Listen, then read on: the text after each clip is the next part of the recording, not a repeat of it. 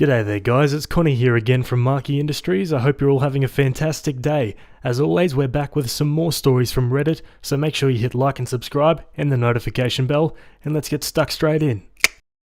Alrighty folks, we're on relationships. This one was written by user Responsible Log, and it's titled, Girlfriend lied and went to an event I wanted to go to without me, and I don't know what to do. I'm not going to start out with the whole our relationship is perfect but thing that you always see on here. I'll admit this has been one of the hardest relationships I've been in. I still very much love her. She's beautiful, strong, driven, successful and independent. However, my girlfriend is a dismissive avoidant to the extreme, and it's been causing a lot of issues in our relationship. She's in therapy, but that is mostly focusing on managing her OCD and related eating disorder. Fun fact, all three issues are often comorbid. She has issues expressing her emotions and needs and struggles with communication, commitment and compromise as a result. We've been dating a little over a year. Prior to me, her longest relationship was less than 2 months. She usually shuts down and runs from relationships if she feels smothered, if her partner lets her down, or if she feels like she's being criticized. It doesn't take much for this to happen. She does recognize this and she's trying to work on it, but it's hard on us both.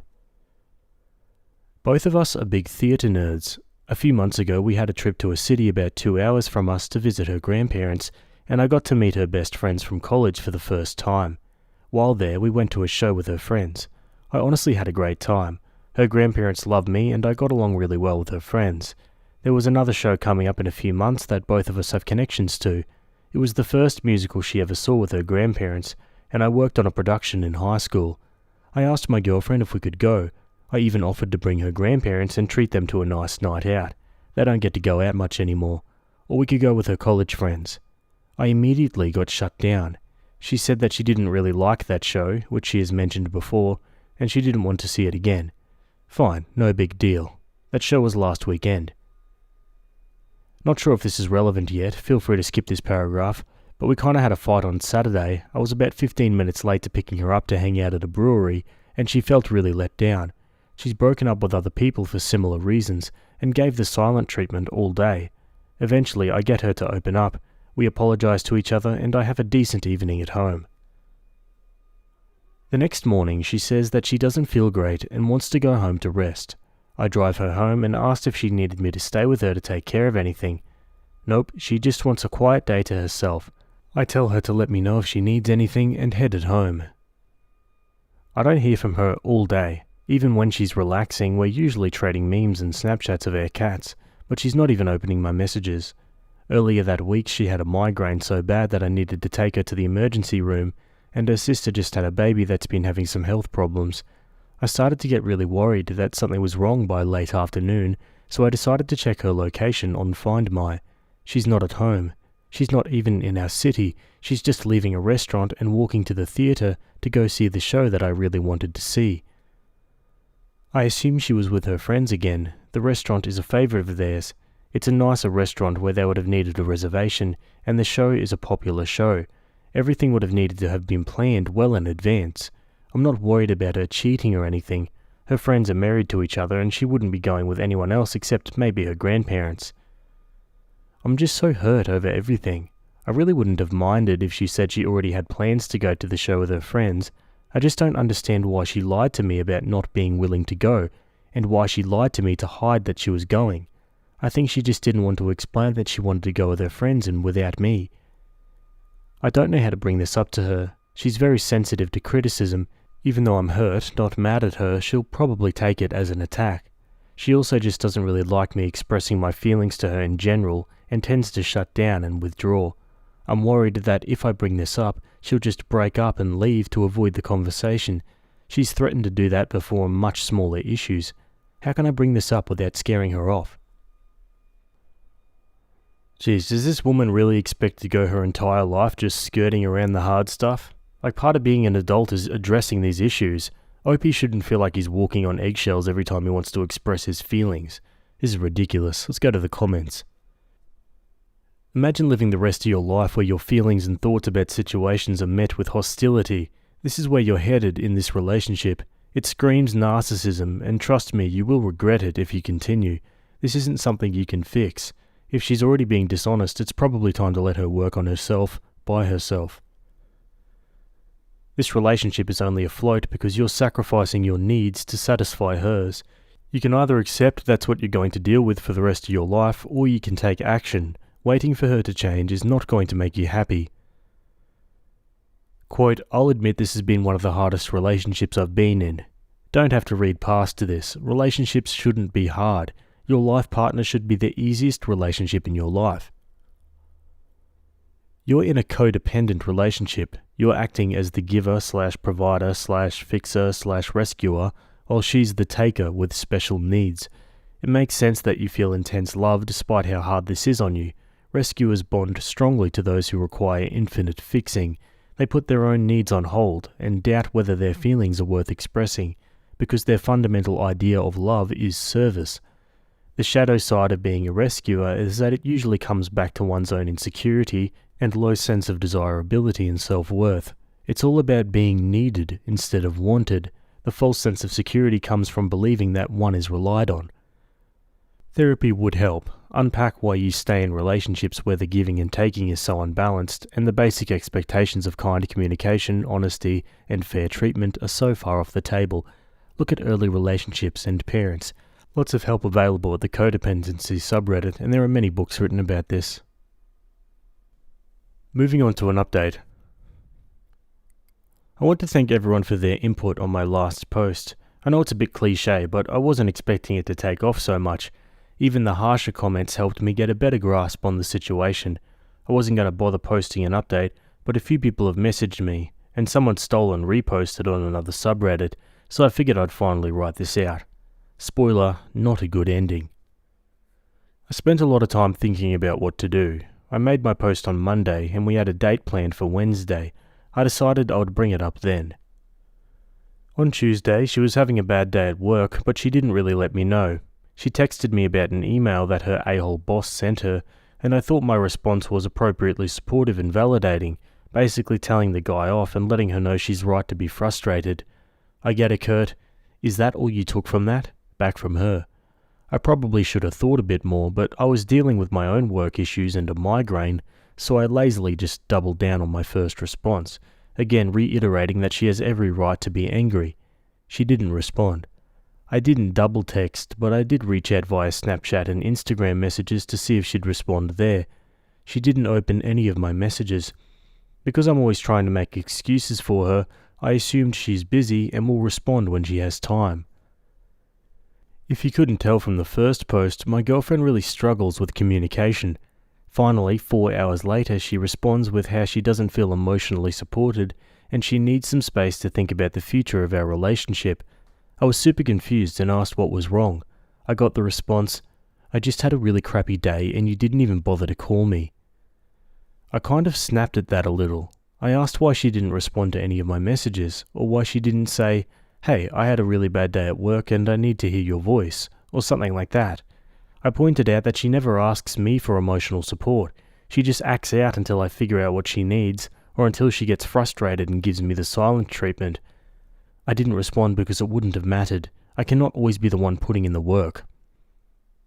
I explained for what felt like the 1000th time that I can't read her mind. She needs to communicate her needs. She's intentionally avoiding work by refusing to open up and asking for help. I understand that's hard for her, but I can't make up for that on my end. I pointed out that I didn't realize she was having an awful day. I just thought she was dealing with regular work bullcrap. She never tried to clarify how she was feeling or what she needed. Quote, I've been saying I need more effort from you for months and nothing has changed. This is the exact argument I didn't want to have and you pushed it. I responded that I desperately want to support her, but she isn't giving me anything to work with. I gave her the space she asked for and told her I loved her. The next morning, she asks if she can come over after work to talk. After I confirm, she goes back to giving me the silent treatment. I soon found myself blocked on Snapchat and Instagram. Weirdly enough, it was this that finally made it click for me about how bad I'd been treated. I was so starved for emotional and non-sexual physical intimacy, she doesn't even like holding hands, let alone cuddling, and was an anxious mess from constantly walking on eggshells. But I'm stubborn. I loved her. I really wanted things to work and was still wanting to talk things out. She's pulled a similar stunt before and we ended up staying together. She finally comes over. We start out going over our communication issues. Her big thing is that she feels that with a compatible partner, everything should come naturally, including knowing when your partner needs something without asking. She can get overwhelmed and just shuts down, and asking for help is also very overwhelming for her. It goes against her need to feel independent and self-sufficient, and feeds her fear of getting into a toxic codependent relationship like her parents. So she feels that this is an appropriate expectation to have. I explain that she's asking me to read her mind, that she's putting all of the emotional labor on me, and that isn't a realistic or fair expectation to have. She started to change the subject, which is a go-to of hers when she's uncomfortable with the conversation. We jumped around to various issues in our relationship. She randomly says that she doesn't feel like she really knows me. I ask her what she means by that, and she says that she never knows what I'm thinking or feeling, and I'm too closed off. All false, and this definitely feels like projection on her part. It also hit on a deep insecurity that she didn't actually care about me enough to try to get to know me. She barely engaged in my interests and hobbies, rarely asked me questions about myself. If she did, they were usually negative questions. On the other hand, I made all the effort to know about the things she cared for. She then brought up that we've been dating for a year, but have no plans to move in together. Again, this hit on a major insecurity of mine. I'd been trying to bring this up for months. I straight up asked her when she was having issues at her place and she was thinking about moving. This was late July, around our 1-year anniversary. On the other hand, she gave me different answers every time I asked her what she wanted for our future, if she didn't try to change the subject instead. She's never brought up our future on her own. I was always the one to bring it up. I made it clear that the only reason we don't have future plans is because she doesn't seem to want to make them yet. I also said there's nothing wrong with that, but she needs to let me know if she's ready for that step. Pointing all of this out to her made her go quiet. Not silent treatment quiet, but when things get too intense for her, she just starts to shut down and withdraw. It took a few minutes for her to come out of it. As she did, I explained that I felt like I was the only one really putting effort into our relationship. She asked me what I seriously wanted. I began in a kind of roundabout way, I guess. I explained that 6 years ago, I had to end an engagement to my fiancée after she became an abusive alcoholic, then spent the next few years working 80+ hours a week at a job I hated while watching my dad slowly die, all things she already knows. What I was going to say next is that after going through that, I wanted to get a job that was better for my mental health, succeeded, and I wanted to find my person. Instead, I got cut off. She said that maybe I started dating too soon after my dad's passing. We started dating about 9 months later. This really threw me off. Took me a minute to recover. Before I could continue, she said that she just doesn't feel our communication styles are compatible. I asked her if she seriously thinks she has good communication skills, which she said she feels like she does. I finally brought up the show. I said that I know that she went without me, and I explained how I know, and my justification for looking up her location. This visibly shocked her, and she shut down again. I asked why she lied to me twice. No answer. I asked if she was cheating on me. No, she went with her college friends.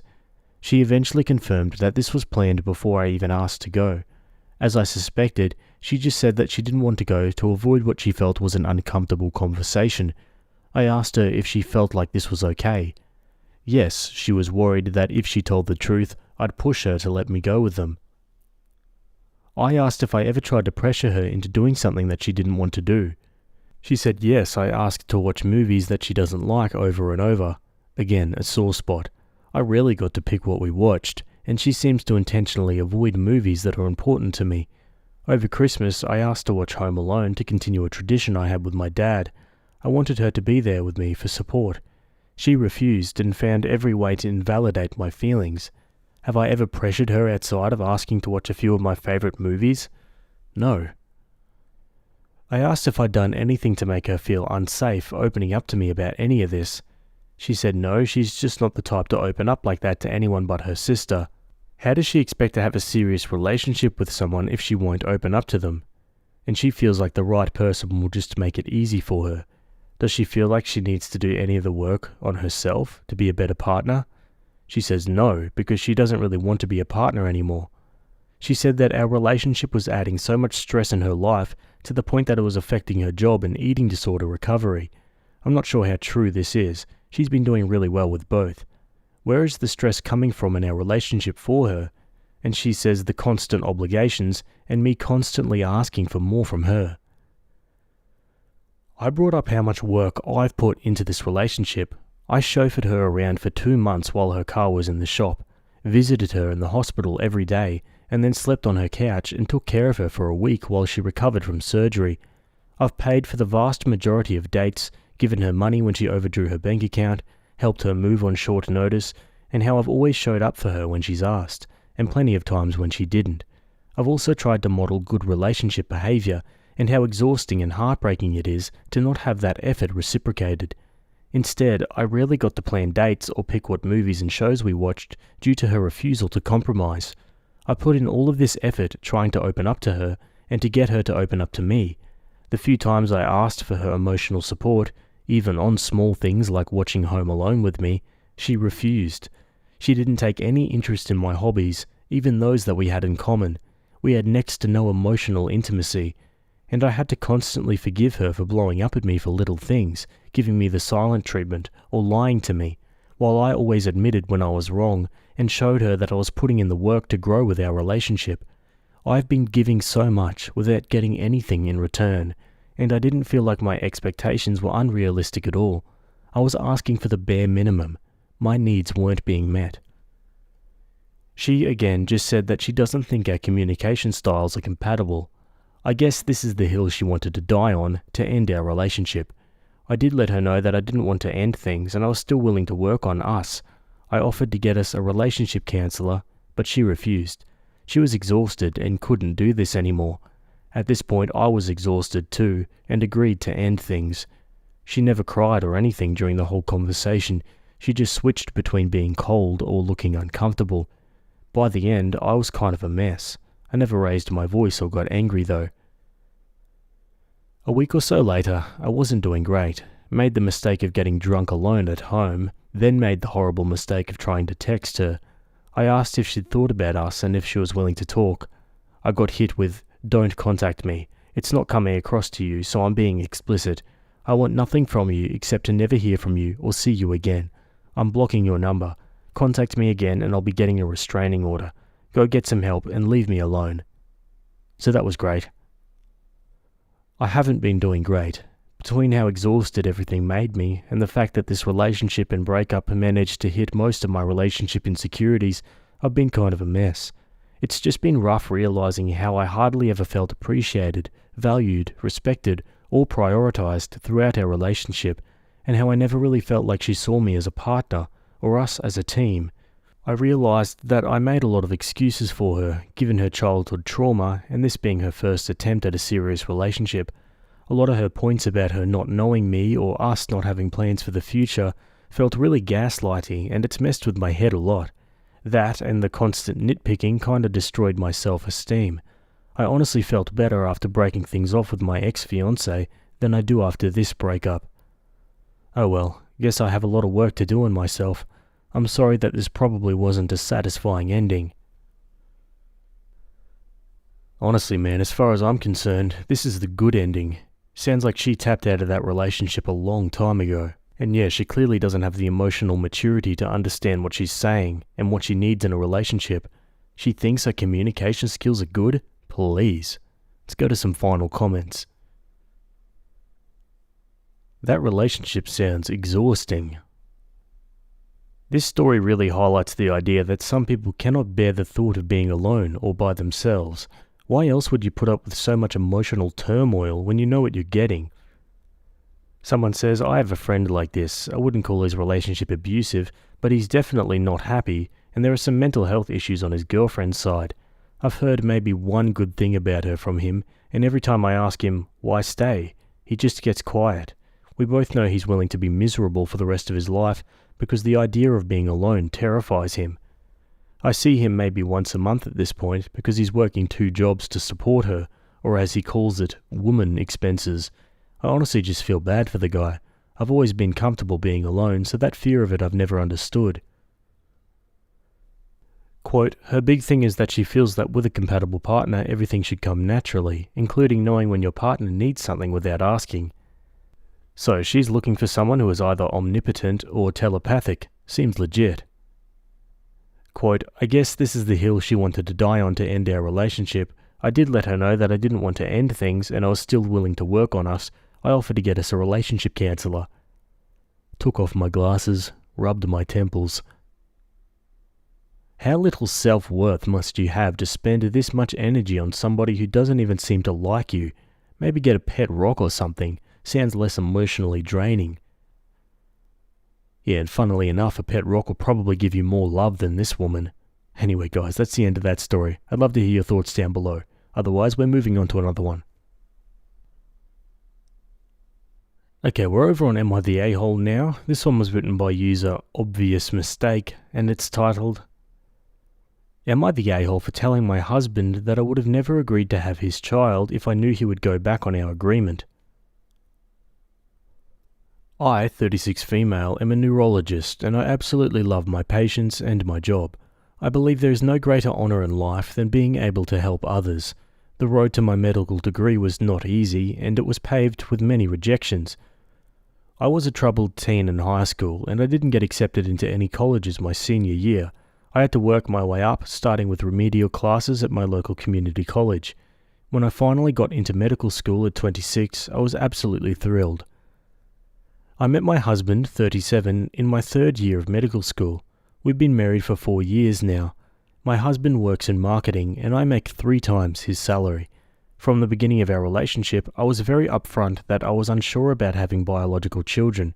My dream was always to adopt from foster care, and my husband seemingly understood this.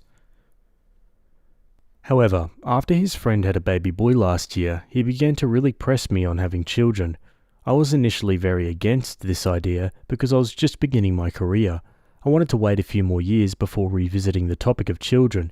In August of last year, I found out I was unexpectedly pregnant due to a condom breaking during sex.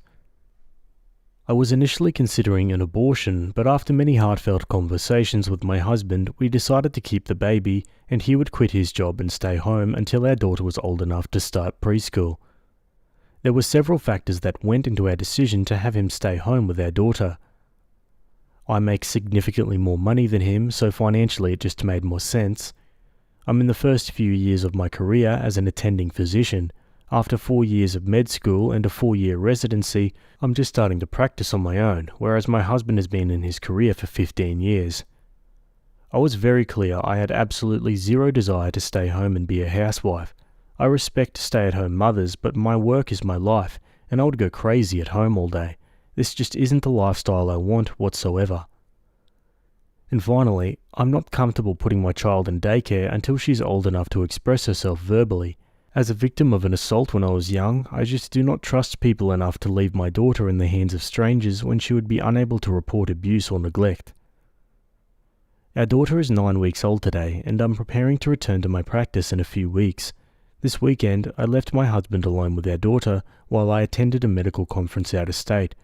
The conference was amazing, but when I returned home, my husband began acting weird. Today, when our daughter was napping, I pressed him to tell me what was wrong. He absolutely broke down and said he doesn't think he can do this. He expressed how trapped, alone, and overwhelmed he felt all weekend.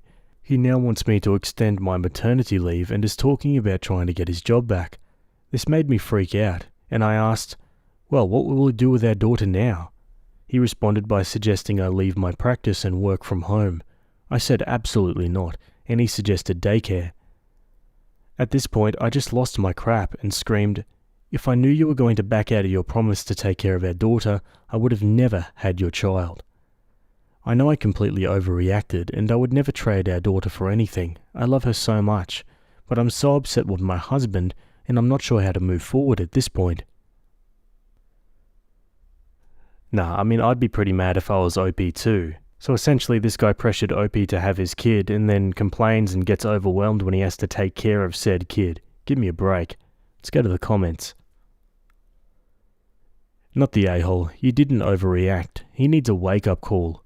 You only gave him something so enormous and major, his own biological child, because he promised not to destroy your career and trap you as a mother. Now he's discovering that raising a child is non-stop hard work, something you were aware of before you ever got pregnant. Quite frankly, he only has two paths forward. Either he can be a stay-at-home dad and have all the support of a working spouse who comes home to shared parenting, or you can divorce him and he can be a single father who gets child support. But he can't trick you into having his child and then claim it's too hard to be a father, and so you have to give up your life and dreams in order to become a supporting character of his dreams. Not the a-hole. Don't give up your career. But if you can't cut it, you might want to look into a nanny and include nanny cams if you're worried about safety. This would probably get me thinking about divorce, to be honest. Basically, he's freaking out about the thing A, he agreed to, B, he promised to take care of, and C, he pressured you into, and now he wants that thing to happen to you instead of him. F him. What you said was harsh, but I don't know many people who would have had an easy time staying calm after being confronted with that. I probably would have said something mean too. He needs to put on his big boy pants and figure out how he's going to take care of the situation he created. Some of the feelings he's expressing are valid. It legitimately is isolating being a stay-at-home parent, but there are ways to deal with that don't involve making you the stay-at-home parent he promised to be. He needs to work on addressing the isolation by addressing the isolation, not by getting out of being a parent by dumping it on you. Not the a-hole. Opie adds some more info in the comments. A few people have brought this up and I'm just going to address it here. I started hormonal birth control at 17 when I lost my virginity. Unfortunately for me, I'm the kind of woman who gets practically every single side effect in the 3-page pamphlet. I tried a bunch of different kinds, but I eventually decided it was not for me. I got a copper IUD installed for a few years, but I ended up getting it removed early because it gave me severe cramping. I've been using strictly condoms for the past several years now, and I've never had a problem. Also, this may be TMI, but I never allow my husband to ejaculate into the condom when his penis is inside me. This is for extra safety and peace of mind. Maybe 2 times a year he'll come too fast or unexpectedly and cannot pull out in time. The night we conceived my daughter, he came unexpectedly into the condom. I didn't think much of it because it happens occasionally, but now I'm really rethinking some things. Another comment says, how does a neurologist work from home? Not the a-hole. He's quite happy for you to feel trapped, overwhelmed and alone. Time for him to grow up. Opie says, I transitioned to a working from home role. I would likely have to give up caring for patients as a neurologist. I'd probably end up doing consulting work for a health insurance company. Sounds soul-sucking, I know. Another comment says, why in the world would you go to work after 9 weeks? Don't you have a year of paid maternity leave? Opie says, not in America. Honestly, you're lucky to get any paid maternity leave in this country. Not the a-hole, but Opie, I would consider the red flags here. He wanted a child and you unexpectedly got pregnant. Now he wants to go back to work and the deal unexpectedly changed. Plus, why he felt alone and overwhelmed when he stayed home, but seems no concern for you to stay home and surely feel the same. Okay, Opie makes an update 3 months later. Hi everyone, it's been a few months since I made my original post. I'm not sure how to link it, check my profile. I did not expect my post to get so much attention, and I was frankly overwhelmed by it. Thousands of comments and hundreds of DMs, and I even found my post screenshotted and uploaded on Twitter. To everyone who sent me kind and supportive DMs, thank you very much. I appreciate it more than you know. To those who sent me nasty DMs, criticizing me as a mother, you are part of the reason why 40% of female doctors go part-time or leave medicine altogether within 6 years of completing their residencies. Women can want a career and a family, like men have had for hundreds of years. This does not make us evil monsters. To those who sent me DMs seeking medical advice, I am not comfortable giving medical advice over Reddit, and I sincerely hope that you find the care you need. To those questioning why I was not on birth control, I addressed this more in a separate comment, but hormonal birth control does not work for every woman. Even board-certified OBGYNs will testify to this.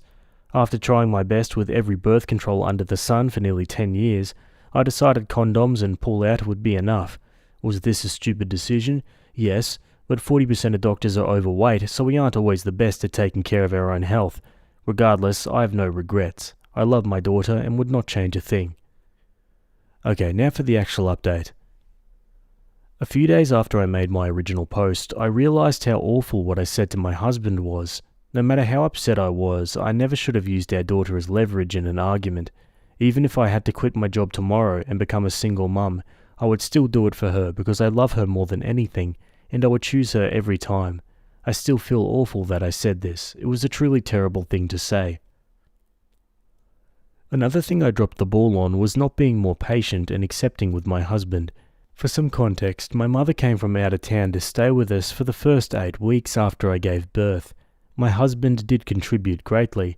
I'd honestly say they both did 50% of the work with the baby for the first week or so while I recovered. After that, we split the work between the three of us. So for him to go from 2 people supporting him to being on his own for a whole weekend in a matter of about 10 days was obviously a huge shock, and I should have realised this. His complaints about feeling trapped, overwhelmed, and alone are the exact reasons why I have no desire to be a stay-at-home mum. Yes, we had a deal, but I should have given him space to express his concerns openly without me flipping crap.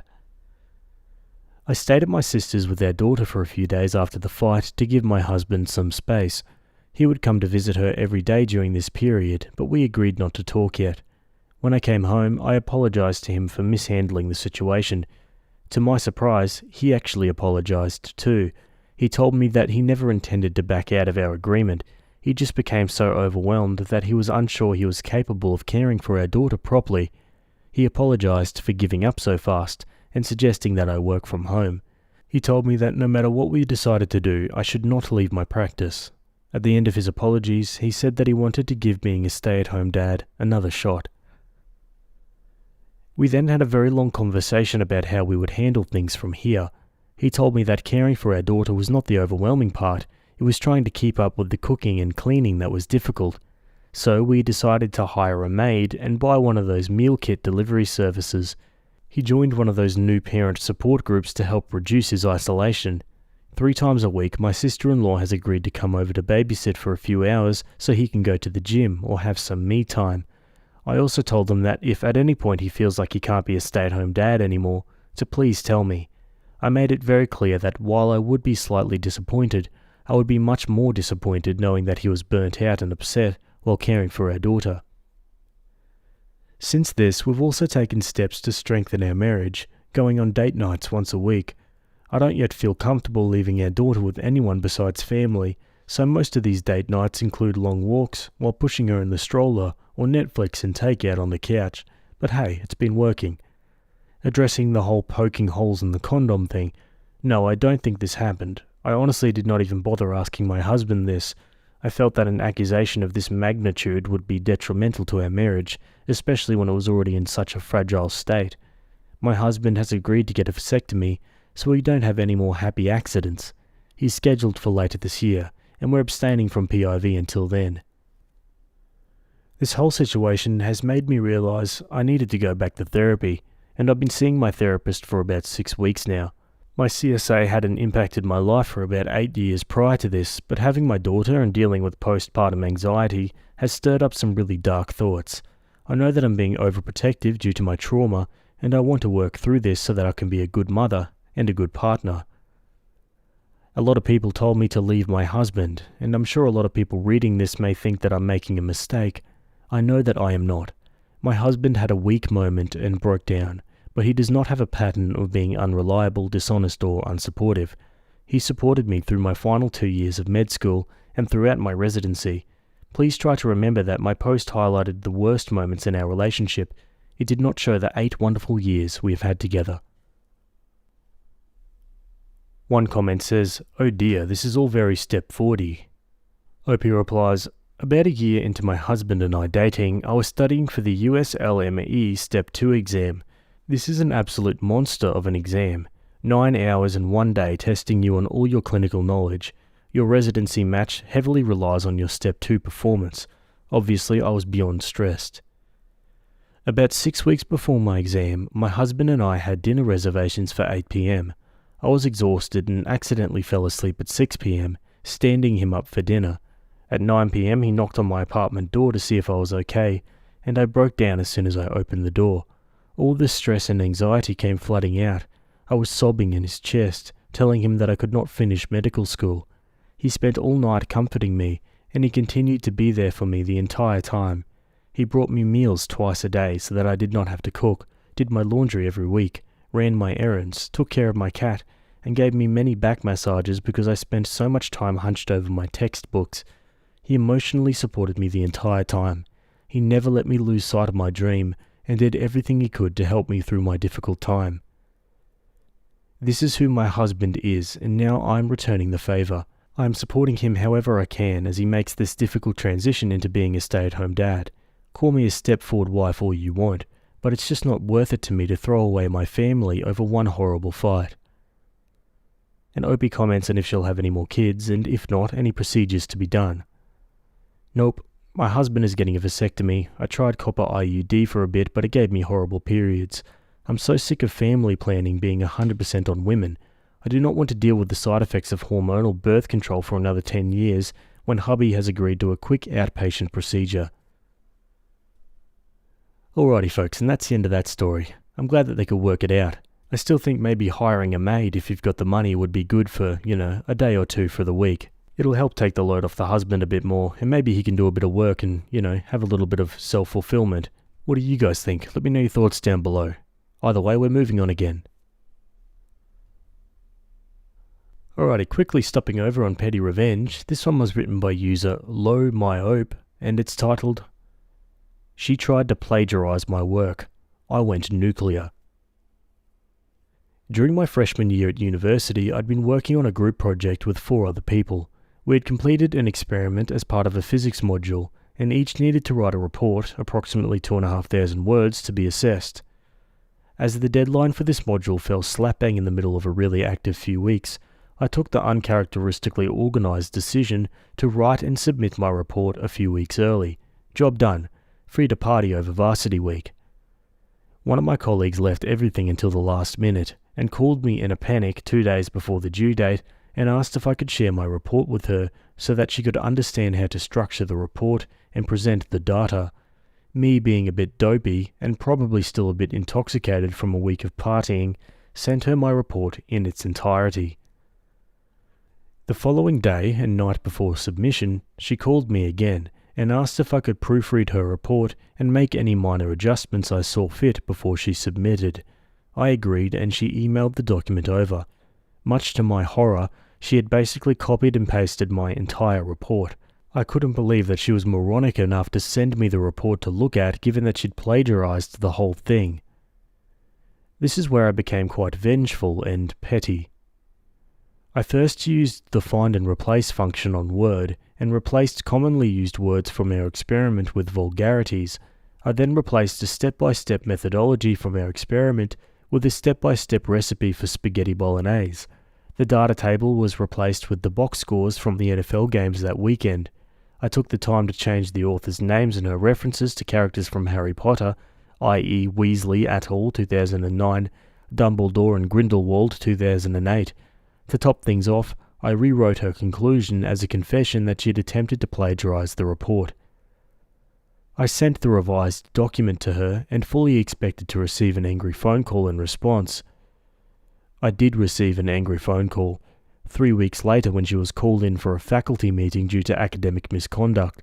Apparently, being the dingbat she was, she'd not even proofread the document I'd sent her and had submitted it. She hadn't just failed the module, but was under threat of expulsion as through trying to blame me for the content of the document, she had inadvertently admitted to attempted plagiarism. Upon returning to the faculty 5 years later as a research fellow, I discovered that the director of teaching had kept a copy of the report and routinely showed it to students as a warning not to plagiarize. That's great. I mean, if she had a single working brain cell, she would have proofread the document before she sent it and realized that it had been changed like that. It could have easily just ended as a wake-up call and a bit of a joke, but she didn't proofread it, and the rest is history. Let's read some final comments. That the director of teaching kept it is the piece de resistance. Primo job. Love it. The same thing happened to a friend of mine when I was in university. A fellow student, Tom, asked my friend Peter if he could borrow his assignment to see how it should be done. Tom then hung on to Peter's report and made excuses for not returning it. Meanwhile, he submitted his own assignment. He had copied Peter's word for word, spelling mistake for spelling mistake, and even included some little personal comments that Peter had written in the margins. The only thing he changed was the name on the front cover. Unfortunately for him, the professor had seen Peter's assignment during its construction, so when the due date passed and Peter had not submitted, the professor queried why he hadn't turned it in. Peter, being a thoroughly nice person, did not rat out Tom. However, the professor was no fool, and he quickly figured out what was going on. Tom thought he would get away with it because the assignments had to be submitted to one's tutor, and Tom and Peter had different tutors. End result was Tom got expelled for plagiarism.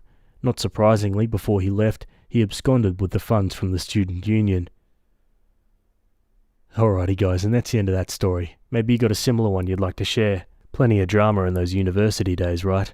Anyway, that's it from me today. I hope you guys enjoyed those stories. Thanks for making it to the end, and I'll see you all in the next video. Have a good day. Cheers.